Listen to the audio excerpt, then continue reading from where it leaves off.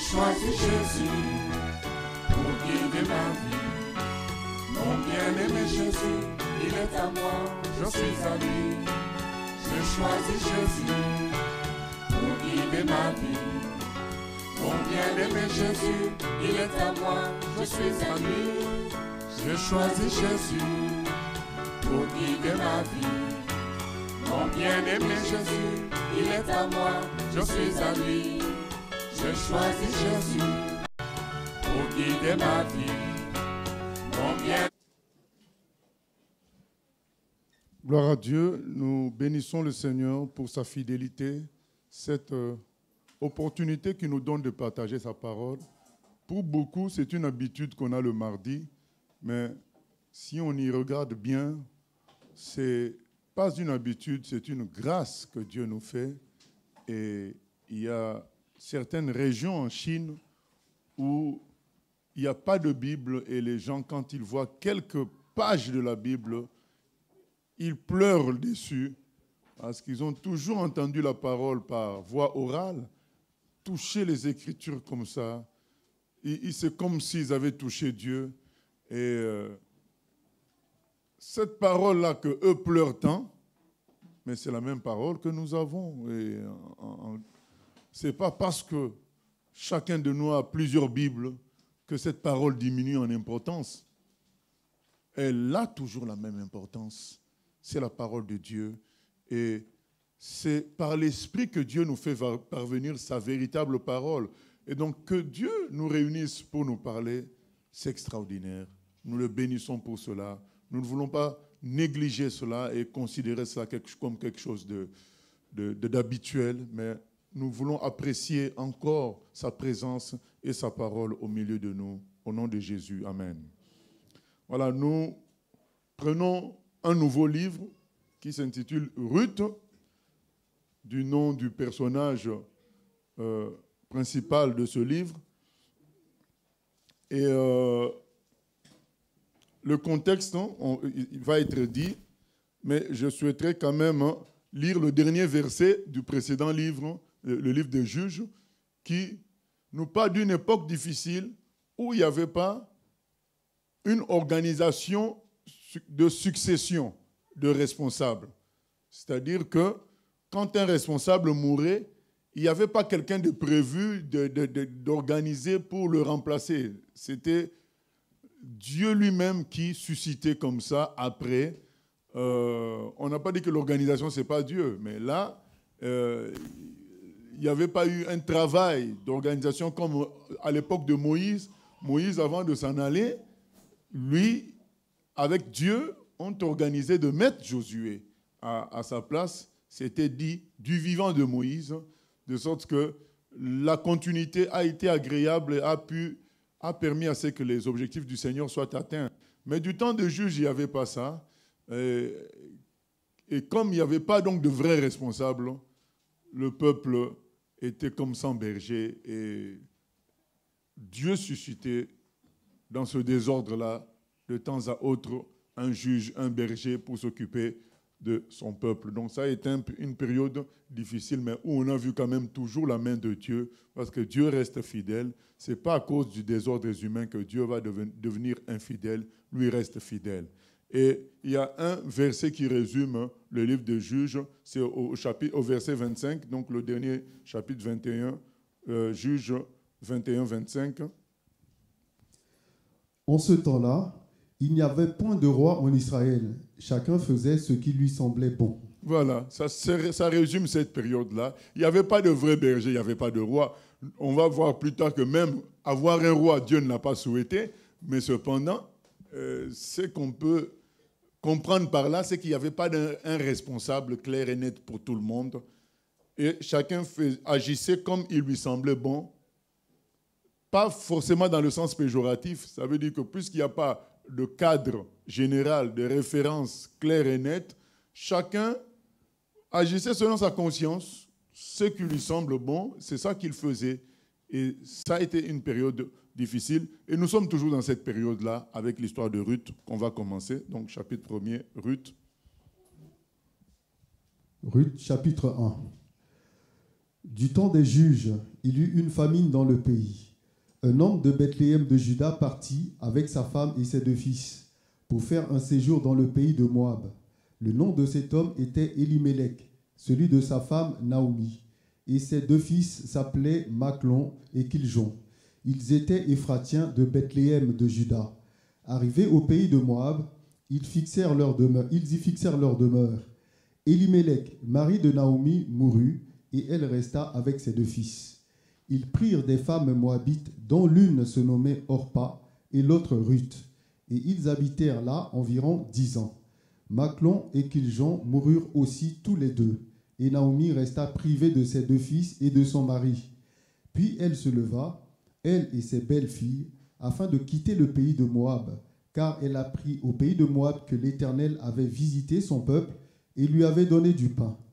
Elle sortit du lieu qu'elle habitait, accompagnée de ses 2 belles-filles. Voilà, on peut s'arrêter là. Donc, alors, elle se prépara à quitter ce pays avec ses 2 belles-filles.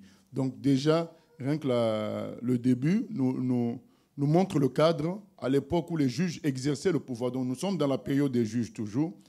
Il y eut une famine dans le pays d'Israël. Alors, un homme de Bethléem en Juda partit avec sa femme et ses 2 fils. Ils allèrent habiter pour un temps dans le pays de Moab. On nous dit qu'il y a famine. Vous savez, à l'époque, il n'y avait pas des supermarchés comme aujourd'hui avec plusieurs mets. Tout tournait autour du pain, des légumes, lentilles, de la viande de bœuf, de mouton, de chèvre, du lait de vache, du lait de mouton, du lait de chèvre. Tout tournait à peu près autour de ça comme nourriture. Donc la nourriture essentielle étant le pain, quand même, étant le pain. Et on nous dit qu'il y a eu famine dans le pays. Et on nous prend l'exemple de qui? D'un homme de Bethléem. Bethléem, Léem veut dire pain. Donc Beth, ça veut dire maison. Donc c'est quelqu'un de la maison du pain qui se dit, ben tiens, je vais chercher ma subsistance ailleurs. Voilà un exemple de réalité en relation avec le peuple de Dieu que nous sommes aussi. C'est que quelqu'un quitte l'endroit où prophétique, où se dit maison de pain, pour aller chercher le pain ailleurs. Vous allez me dire, mais oui, mais il y avait la famine, il va faire quoi? Voilà. Mais c'est ce qui nous arrive à nous aussi. La Bible est remplie de promesses, de toutes sortes de bonheur. Le bonheur principal étant la vie du ciel. Donc, tu vas voir la nature de Dieu, tu reçois la vie du ciel. La Bible est remplie de ça. Mais vous allez voir nombre de chrétiens dans les moments de disette, de famine. Quelle que soit la famine, quelle que soit la difficulté, ça peut être un problème de maladie, ça peut être un problème d'argent, ça peut être un problème d'enfantement, de mariage ou autre. En tout cas, dans des moments difficiles, dans des moments de famine, au lieu de revendiquer le nom de Bethléem, dit, mais Dieu, tu as appelé cette ville Bethléem. Donc on nous a pris cet exemple-là pour nous montrer le problème. Parce qu'on aurait donné une autre ville, bon, on n'aurait pas fait cette interprétation qu'on fait là. Mais on nous dit Bethléem, maison de pain. Lui, il va chercher le pain ailleurs. Parce qu'il y a la famine. Mais Dieu n'est pas limité par la famine. Il pouvait prier Dieu, il pouvait chercher Dieu, mais ils ont préféré aller chercher la solution ailleurs. C'est ainsi que bien de chrétiens des églises ont, par volonté de se faire du nombre, qu'est-ce qu'ils font? Ils imitent les méthodes païennes. Par volonté de prospérer, ils font des connexions avec les politiciens. Ils font des connexions dans l'œcuménisme. Parce qu'on veut prospérer, parce qu'on a l'impression qu'en suivant Dieu, simplement tel que c'est dans la Bible, ça ne produit pas. Mais la parole nous dit qu'à un moment donné, ils ont appris quoi? Qu'à Bethléem, finalement, Dieu a agi puissamment. Entre-temps, elle a perdu son mari. Elle a perdu ses 2 fils à Moab. Peut-être à Bethléem, la nourriture allait être difficile, mais elle allait peut-être garder ses enfants et son mari.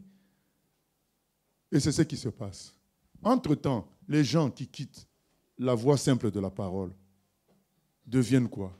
Ils deviennent esclaves de l'argent. Et on apprend toutes sortes de scandales.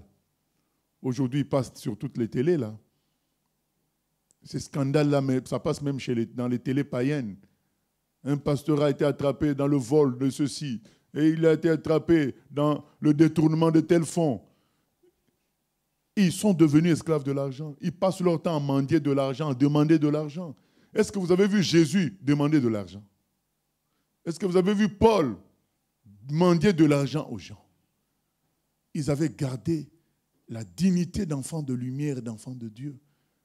Mais ces gens-là ont voulu, les gens d'aujourd'hui et d'autres temps, ils ont voulu aller trouver des choses loin de la logique divine, loin de la prophétie biblique.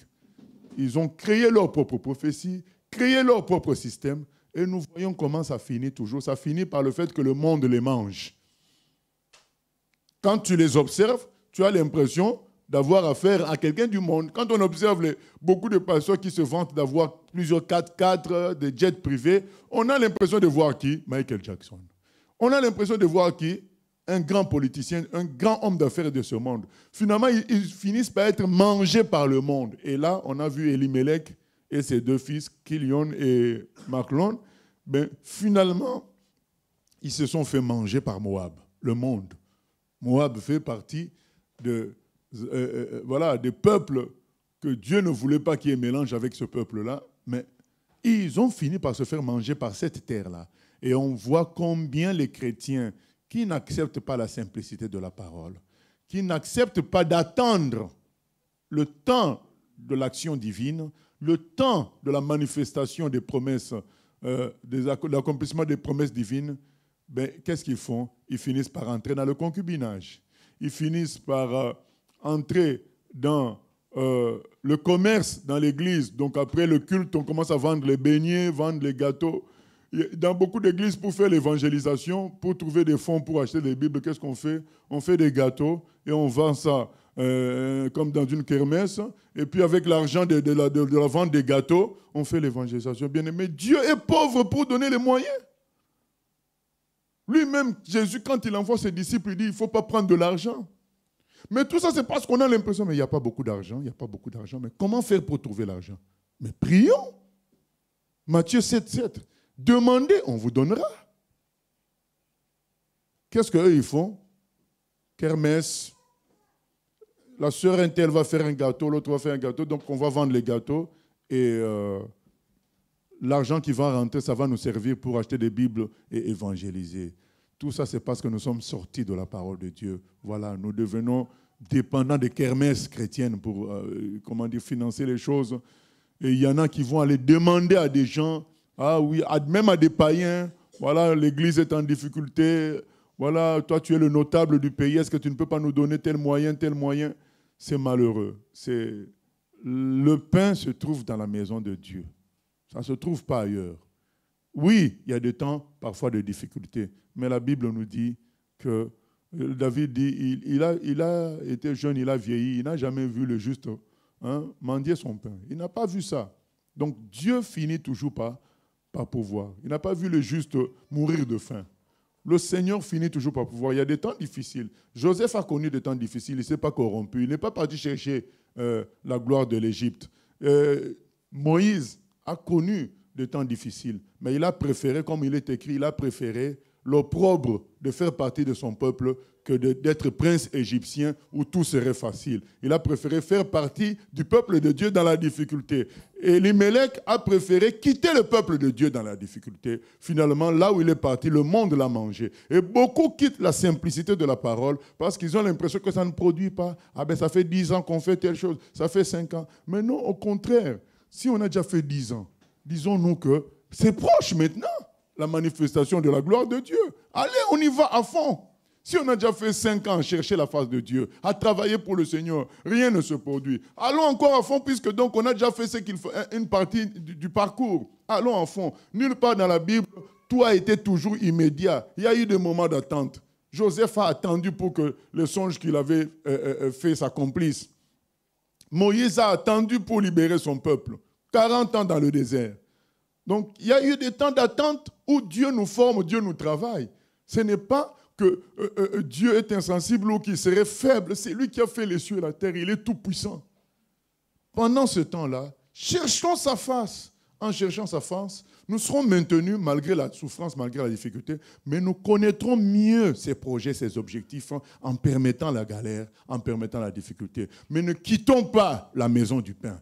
Ne quittons pas la parole simple de Dieu. Ne quittons pas l'humilité. Ne quittons pas la simplicité. Ne quittons pas la prière en voulant faire des méthodes de marketing ou autres méthodes de flatterie, de séduction, dire de fausses prophéties aux gens pour les attirer, pour remplir l'église. Non, ne quittons pas la vérité. Restons dans la vérité et persévérons.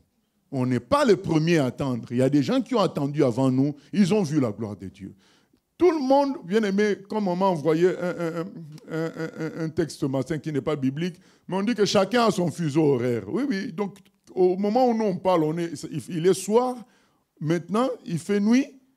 Dans d'autres pays, il fait matin.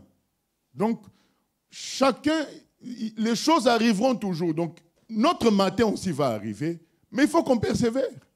Mais si on te dit, notre matin tarde d'arriver, on n'a qu'à se suicider, on va rater le matin. Au contraire, soyons persévérants. La gloire de Dieu se manifestera tôt ou tard. J'aime beaucoup ce passage de Psaume 130. On va lire ça, le psaume 130. Psaume 130.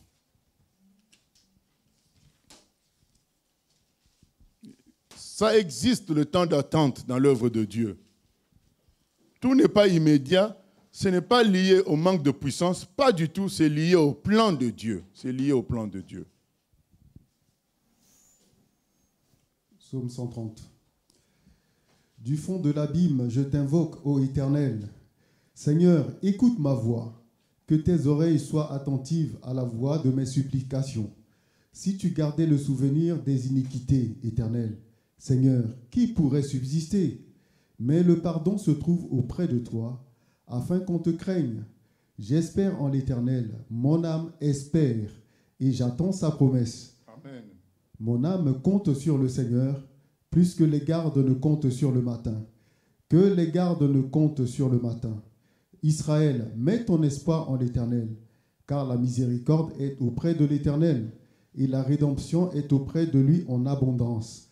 C'est lui qui rachètera Israël de toutes ses iniquités. Amen. Donc il dit qu'il attend. Je compte sur le Seigneur. De toute mon âme, dans la version français courant que j'ai, c'est écrit, de toute mon âme, je compte sur le Seigneur et j'attends ce qu'il va dire. Je compte sur le Seigneur plus qu'un soldat de garde n'attend le matin.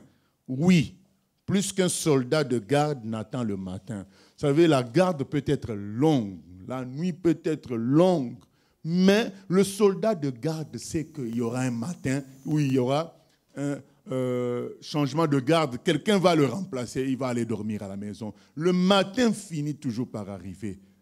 À combien plus forte raison les promesses du Seigneur? C'est lui qui a créé le matin et le soir. Donc si le matin arrive juste par principe de création, à combien plus forte raison par la volonté de Dieu, le matin de ses promesses, ça arrivera toujours. Parce que c'est lui qui fait les choses. Le matin arrivera. Apprenons à attendre fermement, plus que les gardes ne comptent sur le matin. On attend, on sait que ça va arriver. C'est cette attitude-là que Dieu veut former pendant le temps d'attente. Une attitude d'assurance totale de l'accomplissement de ses promesses. Quand on a cette attitude-là, on devient très fort pour faire l'œuvre de Dieu. Les choses avancent. C'est écrit dans 1 Jean 5,4, c'est la foi que nous avons qui triomphe de ce monde. Et Dieu est en train de fabriquer cette foi à travers ce temps-là d'attente, où on grandit dans l'assurance. On sait que même si je ne vois pas, ça va arriver. Quand on atteint ce niveau-là, on peut dire à une montagne, déplace-toi, il va se déplacer. Et c'est ce que Dieu veut faire de nous. Il veut faire de nous des citoyens du ciel, des gens qui avons autorité. Mais l'autorité s'acquiert par ce travail-là, intérieur, à travers cette attente-là. Et beaucoup ne supportent pas ça. Ils vont aller chercher la facilité ailleurs. Mais là où ils vont aller, ils vont être mangés là-bas. Satan va les manger. Le monde va les manger. Beaucoup de systèmes vont les manger. Et ils finissent bredouilles. Alors que les véritables chrétiens qui attendent verront la gloire de Dieu. Il est écrit, le juste posséderont le pays. Amen. Nous continuons, verset 7. Verset 7. Elle sortit du lieu qu'elle habitait, accompagnée de ses 2 belles filles, et elle se mit en route pour retourner dans le pays de Juda. Naomi dit alors à ses 2 belles filles, « Allez, que chacune retourne à la maison de sa mère. Que l'Éternel use de bonté envers vous, comme vous l'avez fait envers ceux qui sont morts et envers moi. Que l'Éternel vous fasse trouver à chacune du repos dans la maison d'un mari. » Et elle les baisa. Elles élevèrent la voix et pleurèrent. Et elles lui dirent, « Non, nous irons avec toi vers ton peuple. » Naomi dit, « Retournez, mes filles. Pourquoi viendrez-vous avec moi?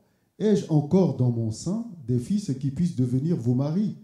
Retournez, mes filles, allez. Je suis trop vieille pour me remarier. Et quand je dirai, j'ai de l'espérance, quand cette nuit même je serai avec un mari et que j'enfanterai des fils, attendriez-vous pour cela qu'ils aient grandi? Refuseriez-vous pour cela de vous marier? Non, mes filles, car à cause de vous, je suis dans une grande affliction, de ce que la main de l'Éternel s'est étendue contre moi. Et elles élevèrent la voix et pleurèrent encore.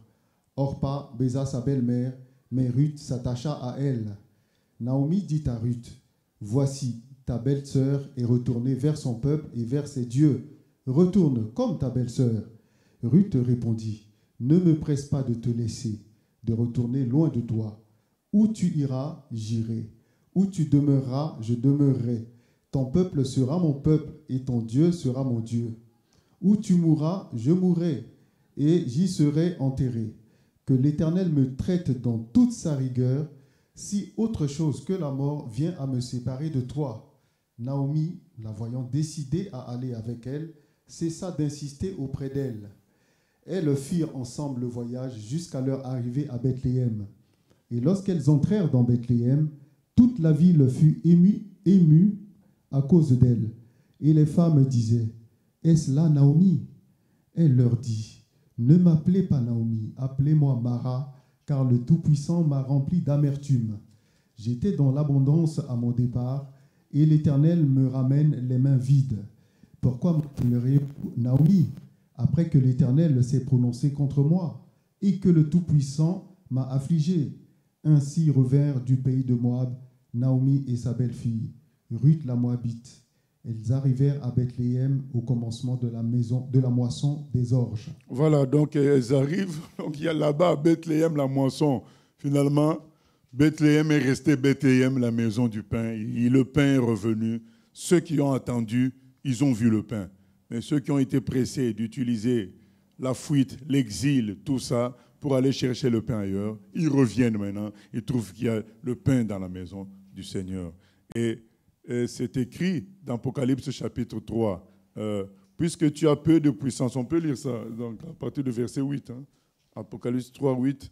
Eh bien, ceux qui se moquent de nous en disant on n'a rien, on a peu de puissance, on n'a pas de bâtiment, on n'a pas ceci. Voilà, donc eux, ils vont faire l'œcuménisme, ils vont faire les tricheries, ils vont mentir, et tout en priant. Parfois, ils mentent, ils font le péché, tout en étant des pasteurs, tout en priant, tout en étant des chrétiens officiellement. Et ils se disent que nous, c'est fini pour nous. Mais tout ça parce que nous gardons la parole de vérité. Eh bien, voilà ce que le Seigneur dit en Apocalypse chapitre 3, verset 8. Oui. Verset 8. Je connais tes œuvres. Voici, parce que tu as peu de puissance, que tu as gardé ma parole et que tu n'as pas renié mon nom, j'ai mis devant toi une porte ouverte que personne ne peut fermer. Voici, je te donne quelques-uns de ceux de la synagogue de Satan qui se disent juifs et ne le sont pas, mais qui mentent. Voici, je les ferai venir se prosterner à tes pieds et reconnaître que je t'ai aimé. Parce que tu as gardé la parole de la persévérance en moi, je te garderai aussi à l'heure de la tentation qui va venir sur le monde entier pour éprouver les habitants de la terre. Je viens bientôt. Retiens ce que tu as, afin que personne ne prenne ta couronne. Celui qui vaincra, je ferai de lui une colonne dans le temple de mon Dieu, et il n'en sortira plus.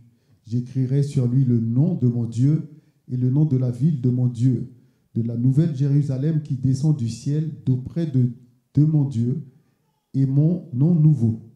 Que celui qui a des oreilles entende ce que l'Esprit dit aux églises. Amen, amen. Que celui qui a des oreilles entende les avertissements du Seigneur. Il dit à l'église de Philadelphie, mais tu as peu de puissance.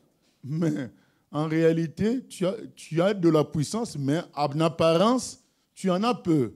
Mais ça ne te dérange pas. Ce qui t'intéresse, c'est garder ma parole. Alors je te démontrerai que tu as fait le bon choix. Les gens de la synagogue de Satan viendront s'agenouiller, se prosterner devant toi pour reconnaître que je t'ai aimé. Voilà. Ils reconnaîtront. Et je te préserverai des problèmes qui vont tomber sur l'humanité entière, les grandes souffrances qui vont tomber. Tu seras préservé de cela. Cette église-là a gardé la parole de Dieu dans l'humilité. Dieu dit, je suis celui qui ouvre. Personne ne peut fermer. Voilà. Et il dit, j'ai ouvert une porte que personne ne peut fermer. Donc c'est le choix que nous devons faire, c'est de garder la parole et attendre. Ce n'est pas le choix de la pauvreté ni de la médiocrité. Non, c'est le choix de la vérité, tout simplement. Dieu nous promet que sa puissance va se manifester. Donc, qu'on attende dans la vérité. Tu as peu de puissance, mais tu as gardé ma parole. C'est toi. Les gens qui font des va-et-vient, ils sont dans la vérité quand tout va bien. Dès qu'il y a des difficultés, ils retournent dans la compromission. Après, quand ils vont apprendre qu'à Bethléem, il y a encore la nourriture, je parle de Bethléem, c'est-à-dire l'endroit où les chrétiens restent dans la simplicité, dans la vérité, ils reviennent. Et dès qu'il va y avoir encore difficulté, ils retournent. C'est des gens qui font des va-et-vient, qui n'ont pas de position.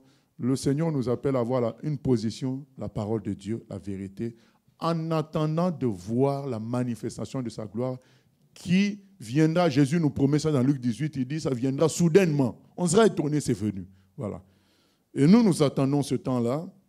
Nous refusons d'aller chercher par la chair une quelconque puissance, un quelconque succès, voilà, un quelconque nombre qui doivent nous suivre. Non. Je parlais avec quelqu'un qui, par rapport à, au fait qu'on nous suive sur Internet, je disais, nous on prêche, on fait le minimum, on met ça sur Internet. C'est à Dieu d'attirer. S'il veut que les gens écoutent ce qu'on dit, c'est à lui de les pousser à écouter. Nous, on ne va pas faire de publicité humaine. Non. Dieu, s'il veut que quelqu'un écoute la parole de Dieu, que lui-même touche la personne, l'amène à lire cela. Donc, on ne va pas forcer. C'est l'œuvre de Dieu. On fait notre part. Il te donne ta parole. Tu prêches. Et puis, tu le laisses lui-même faire écouter les gens. C'est important. Vous savez, une prédication peut parfois durer 1 heure. Quelqu'un peut commencer en 5 minutes, il abandonne. Qui peut lui donner la force d'écouter pendant 1 heure? C'est Dieu lui-même. Donc, ça ne sert à rien de forcer, ça ne sert à rien de manipuler les choses. Faisons les choses dans la vérité et la simplicité. Puisque tu as peu de puissance, tu parais simple, tu ne parais pas extraordinaire, mais tu as gardé ma parole. Tu verras ma grandeur, tu verras ma fidélité. C'est ce que Dieu nous promet. Restons simples et bien-aimés, accrochés à la vérité de la parole, en attendant la manifestation de la gloire claire de Dieu. Entre-temps, il nous forme à la simplicité, à l'humilité, à la constance et à la fidélité. Et quand tout cela va venir, nous resterons comme Jean-Baptiste fermes. Même quand il y a le nombre qui est venu, il a dit, qu'est-ce que vous êtes venus faire? Il ne s'est pas réjoui de dire, en se disant, tiens, il y a du nombre. Non, il a dit, mais vous venez faire quoi? Si vous venez, ça doit être pour la vérité, pas parce que vous entendez que quelqu'un a une certaine gloire. Non, pour la vérité. Donc nous resterons fermes comme ça, quel que soit l'avenir, parce qu'on a été formés à cela pendant le temps de disette. Et Noémie, finalement, elle rentre, elle trouve qu'il y a la prospérité toujours. La prospérité est revenue chez les enfants de Dieu. Voilà. Et quand même ça disparaît, cette apparence prospérité, la présence de Dieu maintient les enfants de Dieu dans le bonheur. Sa gloire les maintient, qu'ils soient en prison, qu'ils soient à l'extérieur. l'enfant de Dieu est heureux parce qu'il a reçu une dimension qui le rend capable de manger la nourriture du ciel. C'est que le païen n'a pas. L'enfant de Dieu, vous savez, quand on est venu apporter la nourriture à Jésus, il a dit, moi j'ai déjà mangé. Tu as mangé quoi? Ma nourriture, c'est faire la volonté de mon Père. Donc l'enfant de Dieu a acquis une dimension supplémentaire, une dimension visible que vous et moi nous voyons, mais il a une autre dimension où il peut être nourri d'une autre manière. Quand Satan dit à Jésus, si tu es fils de Dieu, transforme les pierres en pain parce que tu as faim. Il a dit, l'homme ne vivra pas seulement de pain, mais de toute parole qui vient de Dieu. Le chrétien, tout en restant humain, il peut dans certains moments être nourri autrement, le temps qu'il reçoive la nourriture du corps. Donc pendant qu'il y a la difficulté, la présence de Dieu, la nourriture du ciel est avec nous. Ça nous permet de tenir jusqu'à ce que la nourriture du corps vienne, les bénédictions physiques viennent. Nous avons toujours avec nous les bénédictions spirituelles. Qu'il y ait les bénédictions physiques ou pas, les spirituelles sont là, elles nous suffisent. Parce qu'on a une autre dimension qui se nourrit de cela. Voilà.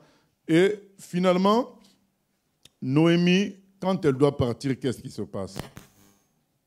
Elle demande à ses belles-filles, Ruth et Orpa, de retourner dans leur famille puisqu'elles sont moabites. Elle dit, mais moi, vous allez me suivre, pourquoi? Restez ici, c'est votre peuple, et trouvez des maris, parce qu'en me suivant, moi, je ne peux plus me marier. Et même si je pouvais me marier, le temps que les enfants que je vais produire grandissent, vous attendriez-vous tout ce temps-là? Je vous conseille de ne pas me suivre. Et au verset 13, c'est écrit en français courant, « Pourriez-vous attendre qu'ils aient grandi? Renonceriez-vous à épouser quelqu'un d'autre? Non, mes filles, c'est contre moi que le Seigneur s'est tourné. Mon sort est beaucoup trop dur pour vous. » Voilà, en quelque sorte, elle dit, mais mon sort est difficile. Pourquoi vous voulez partager un sort difficile? Pourquoi vous voulez partager une situation difficile? Sortez-vous de cela. Ça nous rappelle quoi, ce que est en train de faire Ruth concernant Jésus? Ça nous rappelle quoi? C'est que Jésus a dit la même chose aussi aux gens qui voulaient le suivre dans Luc 9. Hein? Quelqu'un veut le suivre et dire, mais moi je n'ai pas d'endroit où dormir. Tu veux me suivre dans ces conditions-là? Voilà. On te présente la situation difficile. Et aujourd'hui, qu'est-ce qu'on dit aux gens? Viens à Jésus, tu auras tout. Viens à Jésus, tu seras guéri, tu seras béni. Non. Le Seigneur nous demande de dire aux gens de venir se réconcilier avec lui. C'est ça qui est important, de retrouver leur papa. Et si Dieu est leur Père, le reste est automatique. Vous savez, nous ressemblons, je donne un exemple que j'ai déjà donné peut-être ici, c'est que tu es un serviteur de Donald Trump. Donald Trump, quand il devient président, il se souvient qu'il a un fils qui est resté en France, qui ne sait même pas que Donald Trump est son père. Il t'envoie chercher ce fils-là. Il dit, écoute, agent 0010, est-ce que tu peux aller chercher mon fils, lui dire qu'il est mon fils, qu'il revienne ici à la Maison-Blanche, jouir de la présidentialité de son père. Quand toi tu arrives en France, le fils là va te dire, ah bon, mon père c'est lui le président des États-Unis, mais dans ce cas, achète-moi une limousine. Dans ce cas, achète-moi ceci, achète-moi cela. Mais toi, qu'est-ce que tu vas lui dire? Tu dis, petit, rentrons d'abord à la maison. Parce que je peux t'acheter toute la limousine que je veux, là, tout ce que tu veux. Tôt ou tard, tu auras encore besoin d'autre chose. Rentre chez ton papa. Quand tu arrives à la Maison Blanche, tout le monde sait que tu es le fils de Donald Trump. Même quand tu vas revenir en France, on va t'accueillir autrement. Aujourd'hui, même si je t'achète la limousine, n'importe qui peut t'importuner. Tu n'es pas connu. Mais si tu rentres et qu'officiellement les gens reconnaissent que tiens, il avait un fils aîné qui est revenu, mais automatiquement, passeport diplomatique, les choses changent. Et quand tu reviens en France, c'est les loueurs qui vont se précipiter de te louer un véhicule ou bien de te le donner dans un cadre publicitaire. Donc, tout ton statut change. Mais nous, on préfère dire, ah non, je reste ici en France, mais s'il est vraiment mon père qui m'envoie une limousine, s'il est vraiment mon père qui me donne des costumes, s'il est vraiment mon père, c'est ce qu'on dit à Dieu. Si vraiment il est Dieu, c'est ce que Satan dit à Jésus. Si vraiment tu es fils de Dieu, eh bien, qui te transforme les pierres en pain. Voilà dans quel état Satan nous amène. Eh bien, si vraiment Dieu existe, qu'il me guérisse. Si vraiment Dieu, alors qu'on est chrétien, hein, finalement tu es chrétien, pourquoi? Bref. Donc, si vraiment Dieu existe, qui me donne ceci. Si vraiment... Mais l'Esprit Saint dit, mais d'abord, sois son fils. Et tu verras que tout cela va venir. Viens un enfant de lumière. Tu verras que tout cela va venir parce que les enfants de lumière ont la gloire du ciel. Toi, tu veux rester un homme, un humain béni. Dieu dit, moi, je veux faire de toi un citoyen du ciel. Il dit, non, je veux être un humain béni. Dieu dit, mais... L'humain béni retournera toujours dans le malheur. Mais le citoyen du ciel a un autre statut. Tout le temps protégé, tout le temps on s'occupe de lui par les anges. C'est vraiment deux choses différentes. Nous, on préfère toujours... Et c'est pourquoi, pour entrer dans cette citoyenneté-là, on nous dit, tu dois renoncer à l'ancienne citoyenneté de la terre. Et ça peut être en des paroles dures. Quiconque veut me suivre doit porter sa croix et me suivre. Quiconque veut me suivre, il doit être capable de renoncer à son père, sa mère, ses enfants. Mais Jésus sait, il sait ce que tu auras plus tard. C'est pourquoi il te dit ça. On n'a pas à flatter les gens. On doit dire la vérité. Ça ne veut pas dire qu'on ne dise pas, frère, on priera pour ta guérison. Sœur, on priera pour ta... Ce n'est pas interdit. Mais comprenons que l'essentiel, c'est de dire aux gens, reviens à la maison. Reviens au Père qui a fait les cieux et la terre. Par son Fils Jésus-Christ, il a payé le prix pour que tu sois un citoyen du ciel. Sois citoyen du ciel. Mais tu dois renoncer. Tu dois savoir qu'il y aura des souffrances. Tu dois savoir qu'il y aura aussi des tribulations. On doit dire la vérité. Et c'est ce que Naomi dit, mais moi j'ai une situation difficile. Et ils disent, mais non, c'est ton Dieu qui nous intéresse. Donc, Ruth, oui, question ?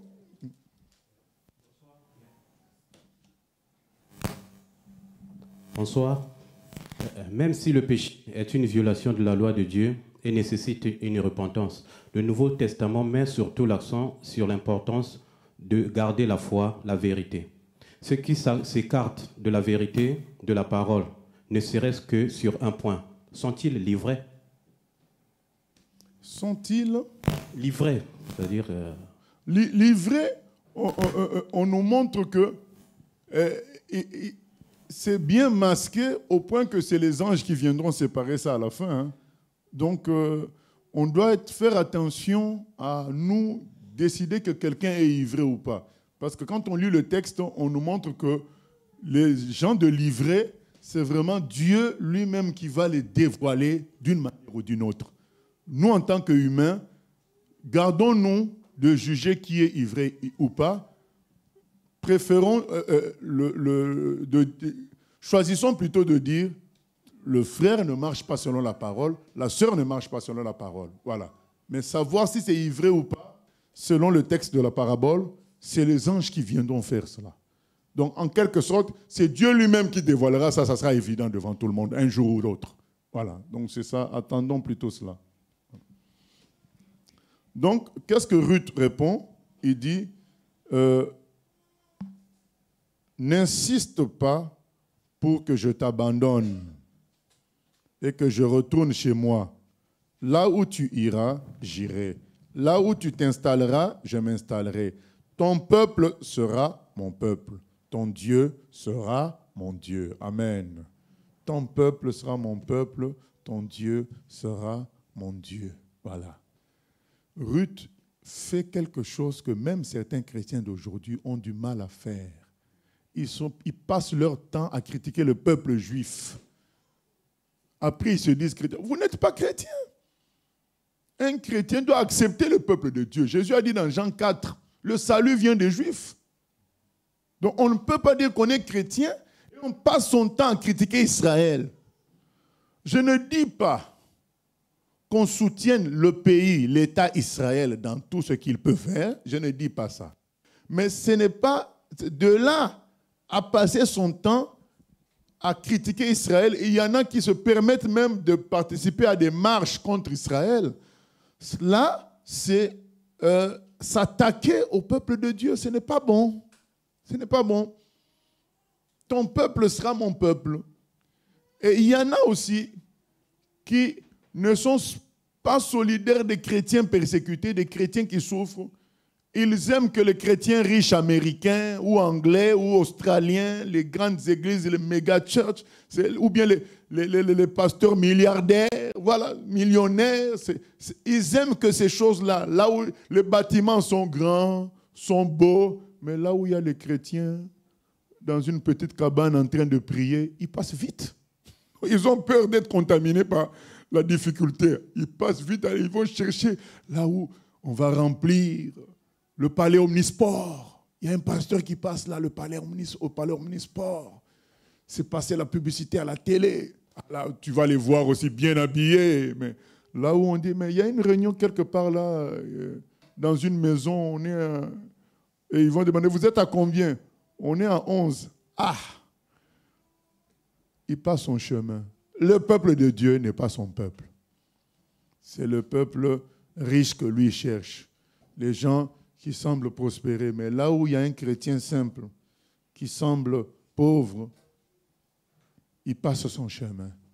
Ruth a dit, le peuple de Dieu est mon peuple. Si vraiment on est chrétien, on va aimer tous les chrétiens. Les chrétiens pauvres, les chrétiens en situation difficile. Donc on va aimer tous les chrétiens. Les chrétiens de tous les pays, on va les aimer. Même s'ils ne mangent pas la même chose que nous, on va les aimer. C'est des frères. Hein, nous connaissons notre aîné, le créateur de Portes Ouvertes, le fondateur de Portes Ouvertes, le frère André. Il a fait tout un livre là-dessus. Je cherche mes frères. Et il a circulé dans le monde entier, dans les endroits les plus difficiles, là où on pouvait le tuer à cause de l'évangile. Tout ça parce qu'il fallait qu'il trouve les chrétiens persécutés là-bas et leur apporte un réconfort du Seigneur, leur apporte des Bibles, des moyens aussi de subsistance. Et il a pris des risques de mourir à plusieurs reprises et il n'est jamais mort. Et quand on lui a dit, mais un jour quelqu'un lui a dit, en réalité tu es en train de chercher tes frères. Et ils ont pleuré ensemble par rapport à ça. Effectivement, cet homme-là a fortement reçu que tout chrétien était son frère. Du coup, tous les chrétiens qui souffrent, il se devait de leur apporter une assistance. Dans le monde entier, dans la galère, il partait partout pour leur apporter une assistance. Voilà des gens qui ont compris ça. Ton peuple sera mon peuple, ton Dieu sera mon Dieu. Il y a des gens qui ne soutiennent la position divine que lorsque tout va bien. Lorsque c'est compliqué, ils se cachent. C'est pourquoi Jésus a dit, ceux qui auront honte de moi, moi aussi j'aurai honte d'eux. Lorsque les chrétiens sont en position difficile, ils se taisent. Ils cachent le fait qu'ils sont chrétiens. Ou ils arrivent dans une fête, dans un endroit où ils peuvent dire quelque chose pour défendre l'honneur de Dieu. Ben, ils se cachent pour ne pas créer des problèmes. C'est un dîner d'entreprise, un truc comme ça. Et puis, bon, ils pourraient peut-être glisser une phrase. Au bon moment, Dieu leur a donné cette opportunité où le christianisme était foulé aux pieds, où le nom de Jésus était diminué. Ils se disent, non, soyons sages. Ah non, tu as eu honte du Seigneur, c'est tout. Ce n'est pas une question de sagesse. Ton peuple sera mon peuple, ton Dieu sera mon Dieu. Nous devons accepter le Dieu de Jésus-Christ. Celui qui peut permettre la souffrance aussi.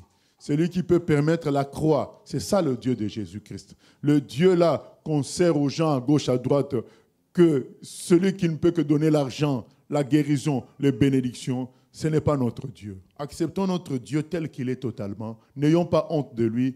Quand on est en prison, on a honte de lui. Je me souviens d'une sœur qui me disait, mais pasteur, mais c'est une païenne qui m'avait prêté de l'argent. Et ça fait des mois que je n'arrive pas à rembourser. Mais elle va se moquer de Dieu. Moi, j'ai dit, mais l'honneur de Dieu, ce n'est pas ton problème. Dieu lui-même va défendre son honneur. C'est un moyen pour d'une manière indirecte, rejeter Dieu. Non, Dieu, il est notre Dieu, même s'il semble déshonoré par nos échecs apparents, il va défendre son honneur. Et ça s'est passé avec cette sœur-là. Dieu, quand il a défendu, elle a remboursé tout d'un coup. Dieu a défendu son honneur. Donc, n'ayons pas honte de Dieu.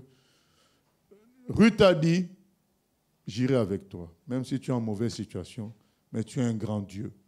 Tu as un grand peuple, c'est le peuple de Dieu. C'est ça que moi j'ai choisi. Voilà, c'est très important.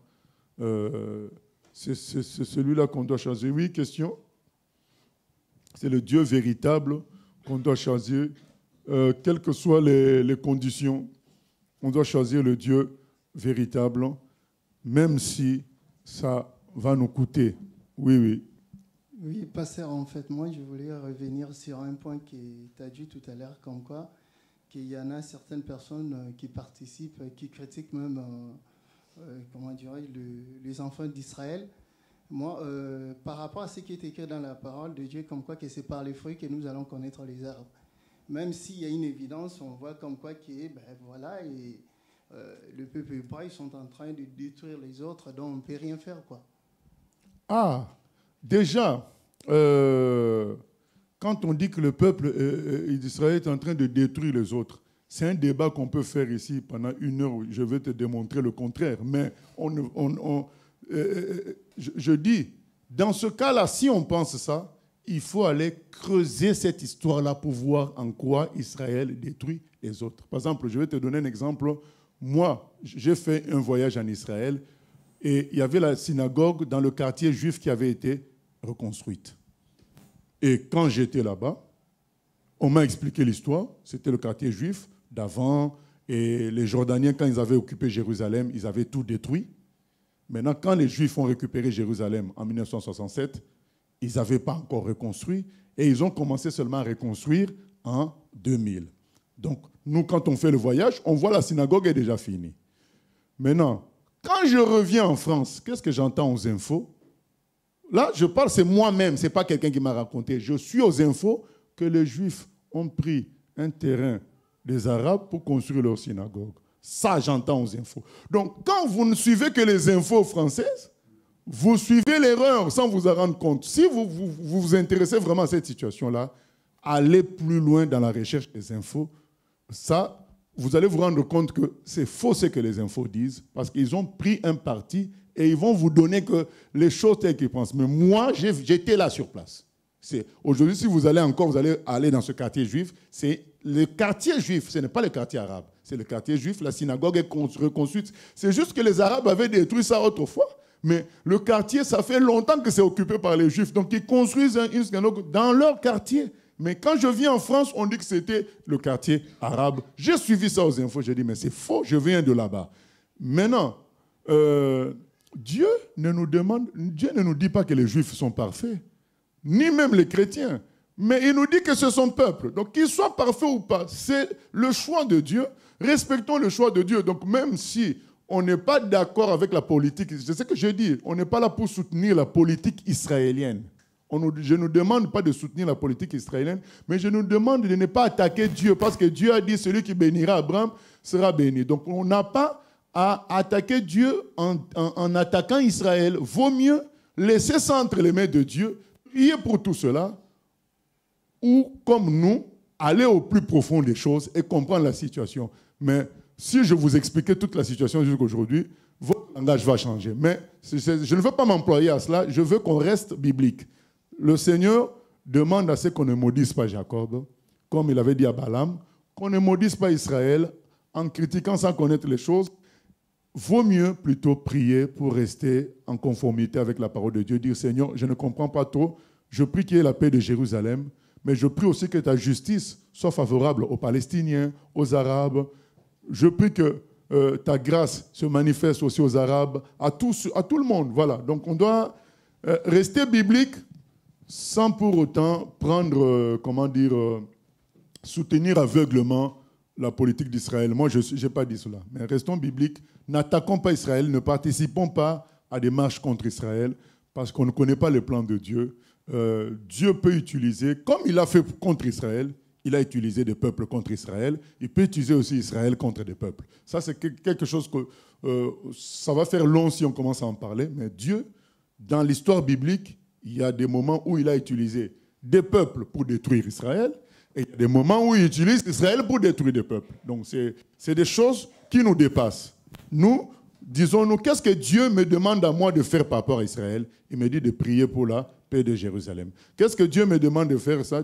Dans Romains 11, il dit, n'oubliez pas, Dieu n'a pas oublié son peuple. Ne vous trompez pas, Dieu n'a pas oublié son peuple. Il me dit ça, du moment qu'il me dit ça, je fais attention, je dis, bon, je ne comprends pas tout, mais que la volonté de Dieu s'accomplisse. Voilà la prudence.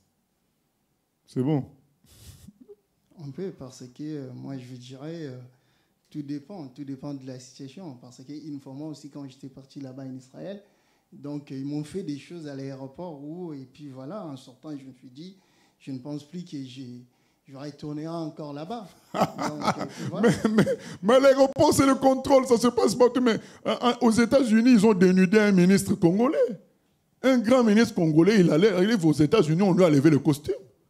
Un ministre. Donc ça, c'est l'aéroport. Pour moi, c'était pur. Hein, non, mais celui qui t'a fait ça, ce n'est pas un croyant, on ne juge pas comme ça. Donc il va y avoir toujours c'est comme si eux aussi disent que non, les catholiques ont persécuté. Pourquoi ils ne croient pas en Jésus? Parce qu'ils disent que les chrétiens les ont persécutés pendant des siècles. Est-ce que toi, tu as persécuté les juifs? Non. Mais ils disent que nous tous, on les a persécutés pendant des siècles. C'est faux. Donc, si quelqu'un fait que ça ne change pas le plan global de Dieu. Non, non. Donc, moi, je pense que... Non, moi, je vais à l'aéroport avec la casquette « Jésus sauve ». Donc, personne ne me fait quoi que ce soit. Et donc là, je vais y aller encore avec cette fois-ci la veste « Jésus sauve ». Donc, ça passe, même en Israël. Non, non, il n'y a pas de problème. Dieu, c'est le peuple de Dieu. Prions pour eux et qu'ils se convertissent et que Dieu fasse sa volonté. Il y a encore une autre question? Non, nous continuons. Voilà, donc, Ruth qui insiste pour continuer. Voilà, c'est cela. Jésus avait fait la même chose à qui encore? À Pierre. Il dit, mais pourquoi vous ne me quittez pas? Pourquoi vous ne me quittez pas? Pierre a dit, pourquoi on va te quitter? C'est toi qui as les paroles de la vie éternelle. Même si on est dans la galère, même si ce que tu dis est compliqué, on préfère rester avec toi. On a trouvé le véritable Dieu. On ne va pas le quitter. Voilà. Malgré tout ce que notre chair peut vivre en apparence, on ne va pas te quitter. On a vu ça avec notre... vous avez vu le film La Croix en Chine, The Cross in China. Donc, on a vu comment les chrétiens chinois étaient persécutés. Des menottes, on t'attache, tout ça. Ils ont dit, mais on a trouvé le vrai Dieu, on ne peut pas le quitter. Voilà, c'est quelque part, le prix de tout ce qu'on endure montre qu'on a vraiment trouvé le véritable Dieu. Donc, Ruth dit, mais non, ton peuple sera mon peuple. J'ai trouvé le vrai peuple, j'ai trouvé le vrai Dieu. Ah ben, je ne bouge pas. Malgré le fait que tu me promets la galère, mais je sais que Dieu sera avec nous. C'est ça le plus important. Et nous devons avoir cette même attitude. On n'est pas là pour flatter les gens, pour dire, vous serez bénis, vous aurez de l'argent. Non, je vous invite à venir au Dieu véritable. Je vous invite à vous réconcilier avec Dieu par le sang de Jésus-Christ. Voilà. Maintenant, c'est vrai que pendant que je vous parle, je suis en situation difficile, mais mon Dieu, moi, n'est pas en situation difficile. C'est le Créateur des cieux et de la terre. C'est le véritable Dieu. Et c'est ce que nous devons prêcher et non pas promettre de belles choses aux gens en échange de leur conversion. Non, ça, ce n'est pas biblique. Et là, Naomi dit la situation, il dit, je ne peux pas avoir d'enfant, ça va être difficile notre vie là-bas. Ruth dit, mais tu as le véritable Dieu, moi je reste avec toi. Voilà, on continue le chemin. Chapitre 2. Chapitre 2. Naomi avait un parent de son mari, c'était un homme puissant et riche, de la famille d'Elimelech, et qui se nommait Boz. Ruth la Moabite dit à Naomi, « Laisse-moi, je te prie, aller glaner des épis dans le champ de celui aux yeux duquel je trouverai grâce. » Elle lui répondit, « Va, ma fille. » Elle alla glaner dans un champ derrière les moissonneurs, et il se trouvait par bonheur que la parcelle de terre appartenait à Boz, qui était de la famille d'Elimelech. Et voici Boz vint de Bethléem, et il dit au moissonneur, « Que l'Éternel soit avec vous. » Ils lui répondirent, « Que l'Éternel te bénisse. » Et Boz dit à son serviteur chargé de surveiller les moissonneurs, « À qui est cette jeune femme ?» Le serviteur chargé de surveiller les moissonneurs répondit, « C'est une jeune femme moabite qui est revenue avec Naomi du pays de Moab. Elle a dit, « Permettez-moi de glaner et de ramasser des épis entre les gerbes, derrière les moissonneurs. » Et depuis ce matin qu'elle est venue, elle a été debout jusqu'à présent et ne s'est reposée qu'un moment dans la maison. Boz dit à Ruth, « Écoute, ma fille, ne va pas glaner dans un autre champ. Ne t'éloigne pas d'ici et reste avec mes servantes. Regarde où l'on moissonne dans le champ et va après elle. J'ai défendu à mes serviteurs de te toucher. Et quand tu auras soif, tu iras au vase et tu boiras de ce que les serviteurs auront puisé. » Alors elle tomba sur sa face et se prosterna contre terre. Et elle lui dit, « Comment ai-je trouvé grâce à tes yeux?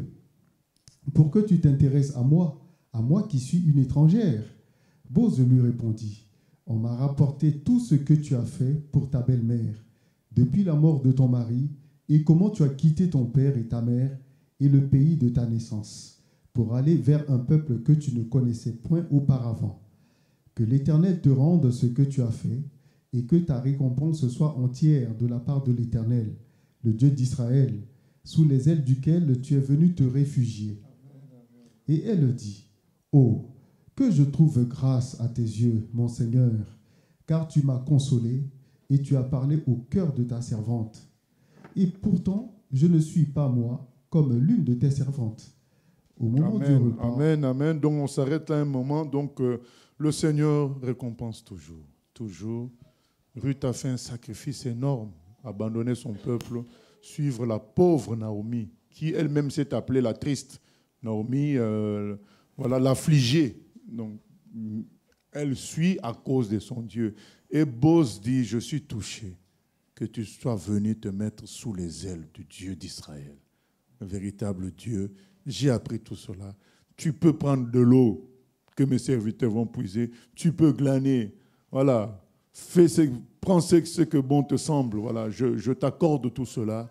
Et c'est pour nous dire, bien-aimés, le Seigneur, il sait se montrer fidèle envers ceux qui acceptent de le suivre malgré les conditions difficiles. Suivons le Seigneur, mettons-nous sous ses ailes, même si en apparence... Vous voyez que finalement, Ruth n'était pas riche, mais elle avait l'autorisation de glaner dans ce champ-là, tranquillement, sans être embêtée. Même si nous ne sommes pas riches dans notre compte bancaire, Dieu va nous donner ce qu'il nous faut chaque jour. Chaque jour, tu auras ce qu'il faut pour ce jour-là. Donc, soyons vraiment dans cet esprit-là de dépendre du ciel et non d'avoir des grandes acquisitions, faire des choix faciles sur terre. Ces choix faciles sur terre s'estomperont avec le temps. J'ai vu dernièrement Benny Hinn habillé en Star Wars. J'ai dit, mais donc, il n'y a plus tellement d'onction que maintenant, on fait des trucs avec Star Wars. Mais c'est quoi? Un pasteur, tu t'habilles en Star Wars, je ne sais pas pour faire quelle publicité. Donc, il n'y a plus d'argent, il n'y a plus rien. C'est des gens qui ont choisi d'aller dans l'autre camp, le camp de la chair, le camp de la prospérité du monde. Mais finalement, même là-bas, on les a mangés. Ils finissent par faire le truc de Star Wars. À son âge, en plus, il doit avoir 70 ans, non? Et il s'habille en Star Wars. Tout ça, c'est parce qu'ils ont quitté Bethléem, ils ont quitté la vérité. Et les conséquences sont dures. À ton âge, à plus de 70 ans, tu t'habilles comme les gens de Star Wars. C'était pas, à quelle occasion, je ne sais pas. Et, donc Jésus va accepter de tels trucs. Non, bien-aimés. Restons dans la vérité. Choisissons de les mettre sous les ailes du Dieu d'Israël. C'est lui le véritable Dieu. Et alors, j'espère que tout le monde a compris c'est quoi glaner, parce qu'on lit des choses comme ça. Et puis, il y en a qui sont là à apprendre que le spirituel, mais il faut essayer de comprendre aussi le contexte. Hein. C'est que quand il y a la moisson, il y a des grains qui tombent par terre. Et donc, on a autorisé donc Ruth à ramasser ces grains-là. À la longue, ça peut constituer un bon stock pour mettre à la maison et manger. Et ça vient d'où? Ça vient d'une instruction de Lévitique, chapitre 23. Dieu avait dit, donc, quand il y a les gens, au moment de la récolte, qu'on laisse un peu pour qui? Pour les veuves, pour les étrangers aussi. Donc, Dieu a toujours pensé aux étrangers. Toujours pensé aux étrangers dans la Bible. Dieu est miséricordieux. Parce qu'il y a des gens qui disent, le Dieu du Nouveau Testament est miséricordieux, le Dieu de l'Ancien Testament était dur. C'est faux, c'est le même Dieu. Il a toujours été miséricordieux. D'ailleurs, le verset qui parle grandement de sa miséricorde, le chapitre, le livre qui en parle, c'est dans les psaumes. Hein? Louez Dieu car sa bonté est grande et sa miséricorde dure à toujours. Tout un chapitre en parle, car sa bonté est grande et sa miséricorde dure à toujours. Donc c'est lui qui a mis ces lois-là, quand on est en train de faire la récolte, de permettre aux gens, aux démunis de glaner. Et c'est dans ce cadre-là que Ruth est partie aussi glaner, ramasser les grains qui tombent pendant la récolte. Nous continuons, verset 14. Verset 14. Au moment du repas, Boz dit à Ruth, « Approche, mange du pain et trempe ton morceau dans le vinaigre. » Elle s'assit à côté des moissonneurs. On lui donna du grain rôti. Elle mangea et se rassasia, et elle garda le reste. Puis elle se leva pour glaner.